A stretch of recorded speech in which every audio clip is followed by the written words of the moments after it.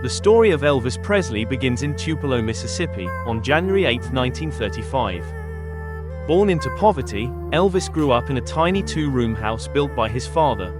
Life was not easy, his family struggled to make ends meet, and the hardships of the Great Depression left a lasting mark. But even in these tough conditions, music filled the air. From gospel hymns in church to the rhythms of blues drifting through the streets, young Elvis absorbed every sound. By the time he turned 11, Elvis had received his first guitar. Though he longed for a bicycle, that guitar became the spark of destiny. He strummed endlessly, shaping a raw style that mixed gospel, blues, and country. In 1948, the Presley family moved to Memphis, Tennessee, a city alive with musical energy. Elvis soaked up influences from Beale Street's blues clubs and the soulful gospel choirs that echoed through the South. At just 18, Elvis walked into Sun Records to record a song as a gift for his mother. Studio owner Sam Phillips recognized something special in the shy young man with a trembling voice. A year later, Elvis unleashed "That's All Right," blending country twang with R&B swing. The world had never heard anything like it. Elvis's swiveling hips and electrifying stage presence sparked both frenzy and controversy. By 1956, with hits like Heartbreak Hotel and Hound Dog, he wasn't just a singer, he was a cultural phenomenon. Girls screamed, parents worried, and America crowned him the king of rock and roll.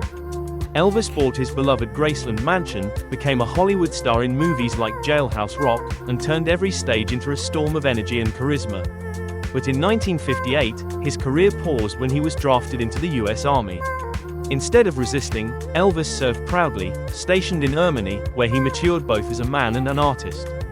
When he returned, America welcomed him back with open arms, and even bigger expectations. The 1960s brought challenges. Hollywood films began to overshadow his music, and new artists like the Beatles were reshaping the musical landscape. Yet Elvis reinvented himself with the 1968 comeback special, clad in black leather, reclaiming his crown with raw power and passion. In the 1970s, Elvis embraced the Las Vegas stage, dazzling crowds in rhinestone jumpsuits. Songs like Suspicious Minds and Burning Love proved he still had the magic. But behind the glitz, health struggles and the pressures of fame began to take a toll. On August 16, 1977, the world mourned as Elvis Presley passed away at just 42 years old. The king was gone, but his music lived on. Today, Elvis remains one of the best-selling artists of all time, with over 1 billion records sold worldwide. From Tupelo's humble streets to the world's grandest stages, he changed music forever, bridging gospel, country, blues, and rock into a new sound that defined a generation. His influence echoes in every rock star who followed, and Graceland stands as a monument to the boy who dreamed big and sang louder than life itself. Elvis Presley didn't just sing songs. He sang the soul of America. Elvis Presley, forever the king of rock and roll.